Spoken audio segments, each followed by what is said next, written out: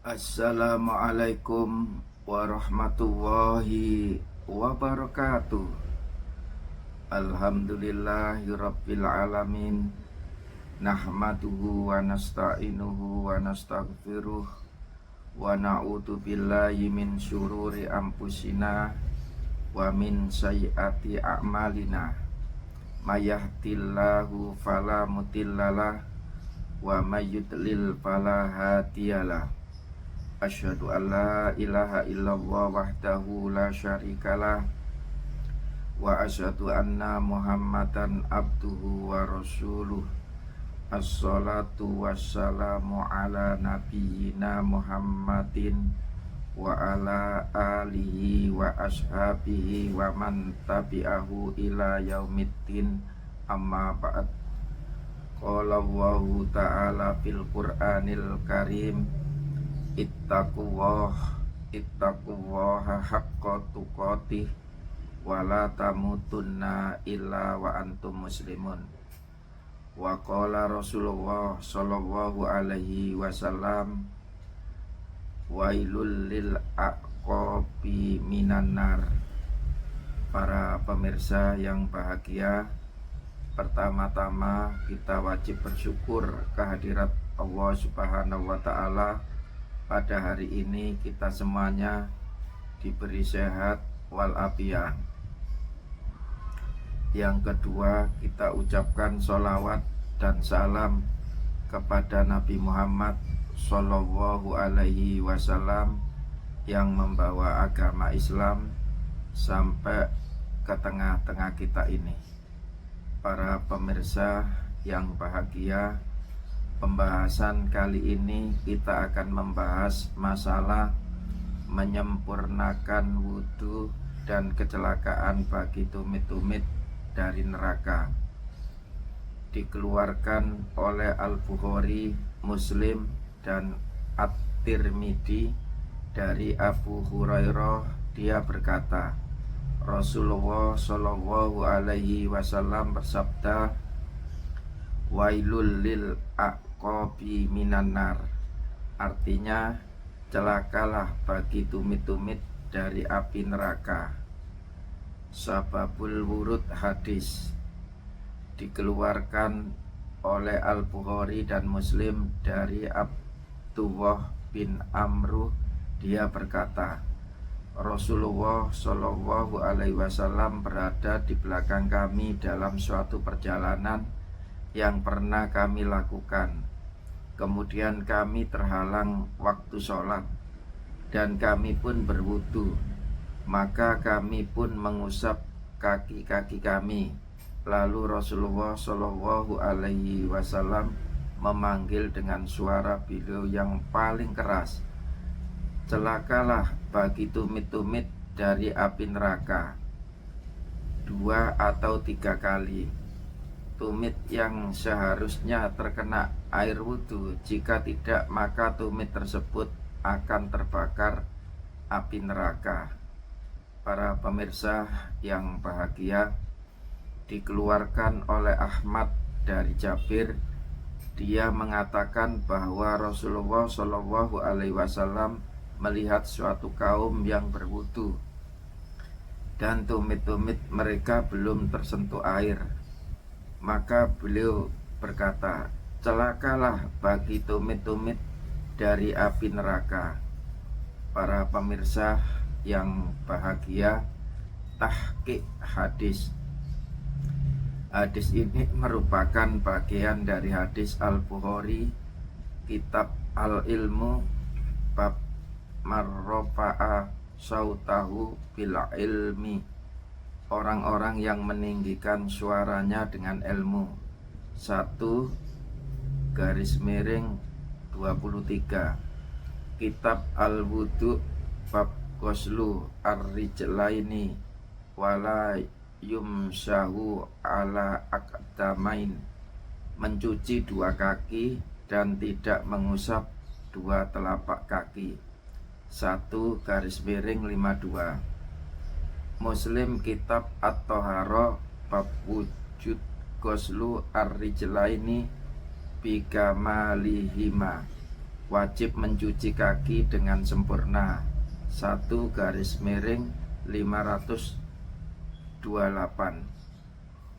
At-Tirmidzi Abwa at-Thahara bab maja'a wa'il li al-aqabi min annar, celaka bagi pemilik-pemilik tumit dari api neraka. 1-30. Dia mengatakan hadis hasan sahih. Para pemirsa yang bahagia, hadis ini juga dikeluarkan oleh Ibnu Majah, kitab At-Thahara wa Sunanuha, bab ghuslu al-araqib, mencuci jari-jari kaki. 1-145. Ahmad 2-389 dengan tambahan hari kiamat. Ad-Darimi kitab At-Thahara bab wa'il li al-aqabi min anar, celaka bagi tumit-tumit dari api neraka. 1-145. Semuanya dari Abu Hurairah. Ahmad 3-426, 5-425 dari hadis Mu'aikib. Dikeluarkan pula oleh Muslim, kitab At-Thahara yang merupakan bagian dari hadisnya, dan Ibnu Majah yang keduanya dari hadis Aisyah. Dikeluarkan oleh Ibnu Majah dari hadis Jabir, sebagaimana ia dikeluarkan oleh Ahmad 4-191 dari hadis Abdullah bin Al-Haris bin Jasbi dengan tambahan, dan perut telapak kaki.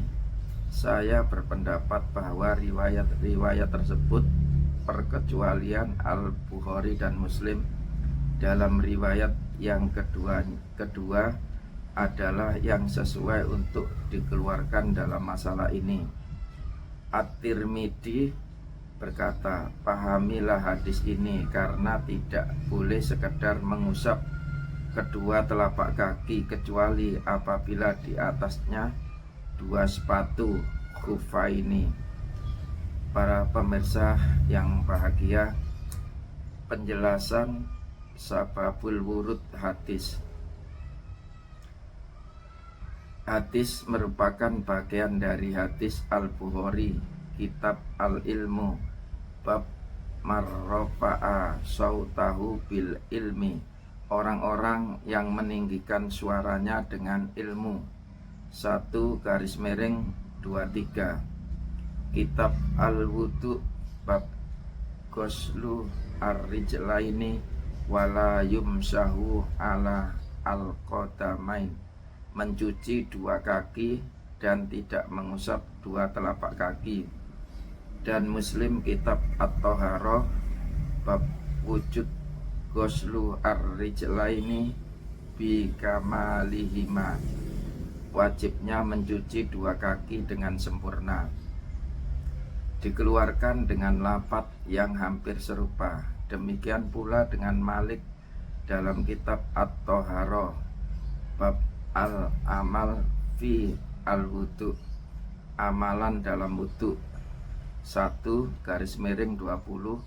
dan Al-Humaidi dalam Al-Musnad 1-161, dan Ahmad 2-211. Para pemirsa yang bahagia, sababul wurud kedua dikeluarkan oleh Ahmad 3-316. Makna al-arhaqotna as-sholah, yaitu waktunya telah dekat.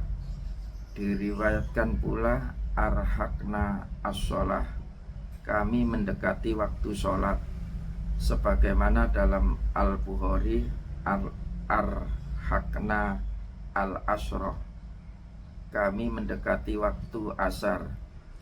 Maka makna al-irhaq adalah menjumpai atau mendapati, sementara makna dari sabda Rasulullah Shallallahu Alaihi Wasallam, celakalah bagi tumit-tumit dari neraka, yaitu celaka bagi pemilik tumit yang tidak sempurna dalam mencuci tumitnya, sebagaimana firman Allah Subhanahu wa ta'ala, wasail qaryah, artinya dan tanyalah desa.